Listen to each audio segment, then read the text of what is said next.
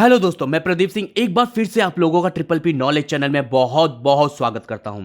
दोस्तों, जो आज का मैटर है कि विराट युद्ध में आखिर क्या हुआ था।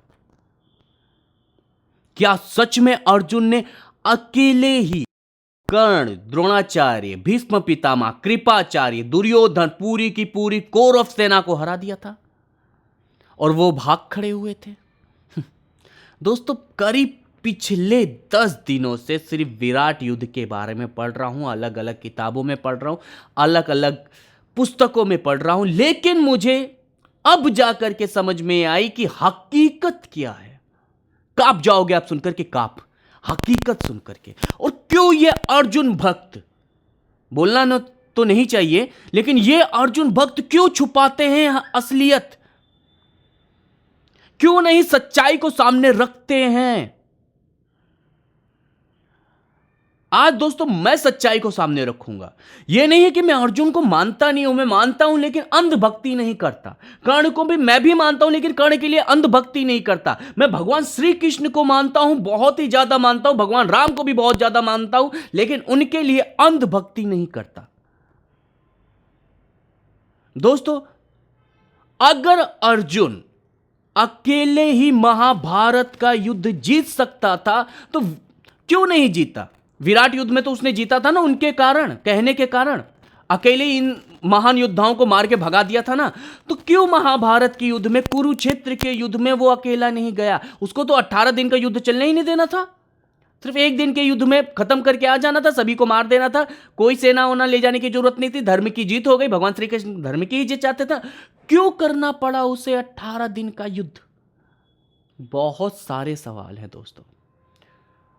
दोस्तों, वीडियो शुरू करने से पहले अगर आपने अभी तक मेरा चैनल सब्सक्राइब नहीं किया है तो प्लीज चैनल को सब्सक्राइब करिएगा, उस बेल आइकन को दबाइएगा और हां, लाइक करना नहीं भूलिएगा और शेयर जरूर कर दीजिएगा, जिसके कारण मेरा ये सच, हकीकत असली लोगों के पास पहुंचे, सच्चे लोगों के पास पहुंचे, जिससे कि उनको हकीकत पता चले। तो आइए शुरू करते हैं।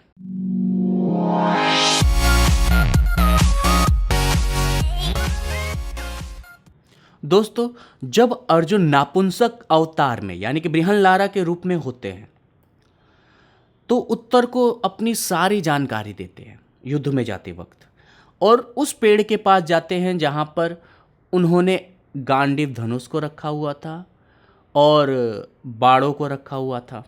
वो सब लेते हैं, पूरी तैयारी करते हैं अच्छी खासी, फिर युद्ध में जाते हैं।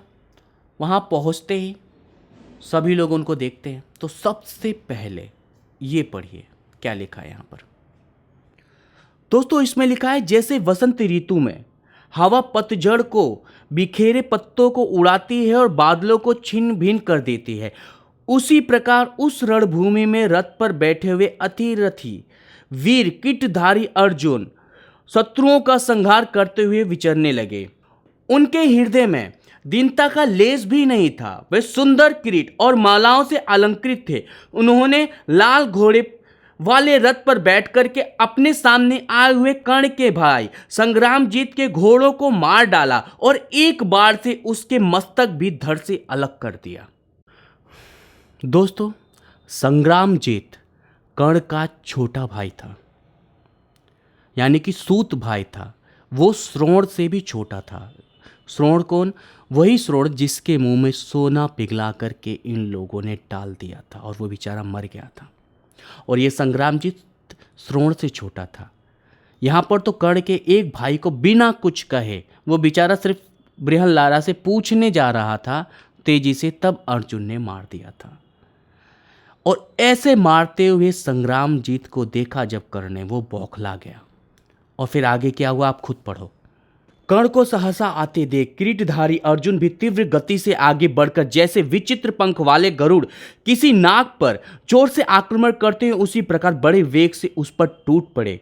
वे दोनों ही संपूर्ण धनुर्विद्या में श्रेष्ठ थे, महान बलवान तथा समस्त शत्रुओं का वेग सहन करने वाले थे। कर्ण और अर्जुन का युद्ध सुनकर समस्त कौरव वीर उसे देखने के लिए दर्शकों की भांति खड़े हो गए। तब महामना वीर कर्ण भी बाण समूह द्वारा अर्जुन की भुजाओं से छोड़े गए संपूर्ण बाणों को शीघ्र ही काटकर अपने धनुष और बाणों के साथ चिंगारियों से युक्त अग्नि की भांति सुशोभित होने लगा। फिर तो वहां कर्ण बार बार प्रत्यंचा खींचकर धनुष की टंकार फैलाने लगा और उसकी प्रशंसा करने वाले कौरवों के दल में हथेलियों और तालियों की गड़गड़ाहट होने लगी। शंख बज उठे, नगाड़े पीटे जाने लगे और ढोलों का गंभीर शब्द गूंज उठा। दोस्तों, आज आप ये सोच रहे होंगे कि ये क्या है, आज ये पूरा महाभारत की किताब ही क्यों पढ़ने लगे। दोस्तों, ऐसा नहीं है। जो चीज़ मैं आपको पढ़ के सुना रहा हूँ ना, ये बहुत ही इंपॉर्टेंट है, इसलिए मैं पढ़ रहा हूँ। ये नई वाली पंक्ति सुनिएगा, आप हिल जाओगे। सुनिए इसमें क्या लिखा हुआ है। अर्जुन के रथ की ध्वजा पर बैठे वानर वीर की पूंछ बहुत बड़ी पताके के समान हिल रही थी और उसके अग्रभाग पर भयंकर भूतों का भैरव नाद हो रहा था। इसके साथ ही वज्र की गड़गड़ाहट के समान गांडीव धनुष की टंकार फैल रही थी। ऐसे कीटधारी अर्जुन की ओर देखकर कर्ण बार बार सिंहनाद कर रहा। दोस्तों, आपने यहां पर एक बात नोटिस की।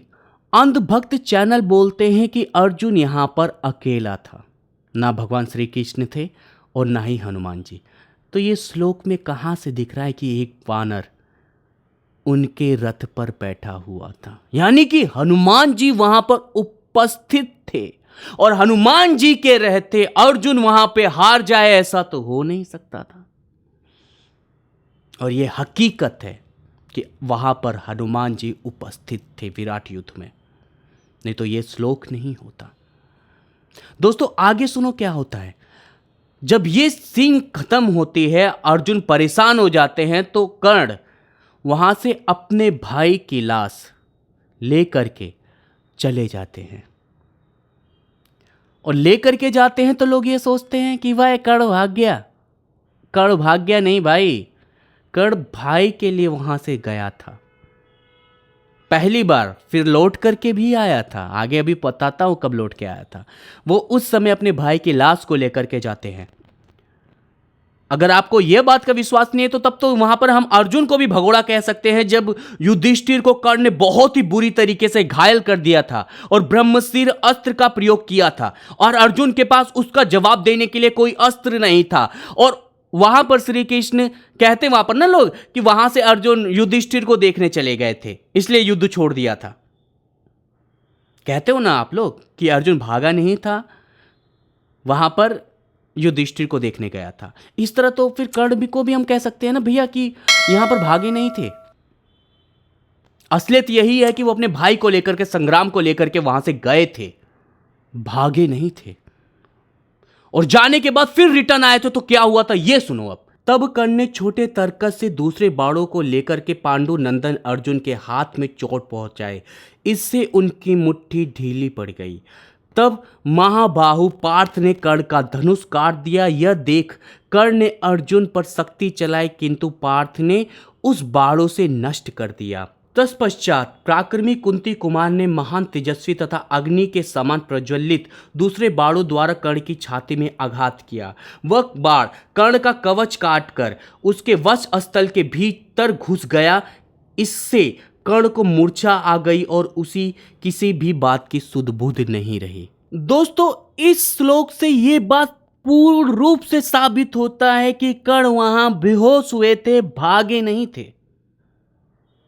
लेकिन कुछ लोग पूर्ण रूप से गलत दिखाते हैं, पूर्ण रूप से गलत दिखाते हैं। अरे भैया, किताब में जो लिखा है कम से कम वो तो दिखाओ। और कर्ण को वहां हारना लाजमी था। कर्ण का अगर विजय धनुष भी वहां होता तब भी कर्ण नहीं जीत पाते, क्योंकि वहां भगवान हनुमान मौजूद थे और हनुमान जी के सामने कोई अस्त्र शस्त्र काम नहीं कर सकता। वो वहां पर उपस्थित पूरी कौरव की सेना को सिर्फ एक गधे के प्रहार से खत्म कर सकते हैं, इतने शक्तिशाली थे हनुमान जी। तो वहां पर उपस्थित सारी कौरव सेना को हारना लाजमी था। और एक बात यह भी है कि आपके भीष्म पितामह वहां लड़े नहीं थे। बहुत सी किताबों में लड़े हुए दिखाई देते हैं कि वो लड़ रहे थे। मैंने काफ़ी किताबों को पढ़ा। और तुम्हारे क्या बोलते हैं, उनकी फालतू चैनलों को भी पढ़ा, भीष्म पितामह भी लड़ रहे थे बृहनलारा से। अरे भैया इतना तो दिमाग लगाओ कि शिखंडी के कारण उन्होंने धनुष बाण रख दिया था। जब एक नापुंसक के कारण उन्होंने धनुष बाण रख दिया था और अर्जुन ने उन्हें मार दिया था, तो यहां पर भी तो दूसरा नापुंसक था, यानी कि नापुंसक नहीं कह सकते, नापुंसक के रूप में भगवान अर्जुन थे, श्री अर्जुन वहां पर मौजूद थे। कैसे कैसे वहां पर भीष्म पितामह धनुष उठा लेते, आप बताओ। यानी कि भीष्म पितामह साफ साफ अर्जुन पे वार नहीं किए थे और वो चुपचाप चले गए थे। फिर तो अर्जुन के सामने द्रोण, कृपाचार्य कुछ भी नहीं थे, और अकेले वहां उपस्थित सभी लोग जब कर्ण की और अर्जुन की फाइट हो रही थी तो चुपचाप देख रहे थे। उस श्लोक में भी लिखा हुआ है। और सबसे बड़ी बात है, कर्ण के पास उनका विजय धनुष वहां पर नहीं था। दोस्तों आज की वीडियो अगर आपको अच्छी लगी हो तो प्लीज चैनल को सब्सक्राइब करिएगा, इस बेल आइकन को दबाइएगा, शेयर जरूर करिएगा, जिससे कि हकीकत लोगों के पास पहुंचे। Thank you very much.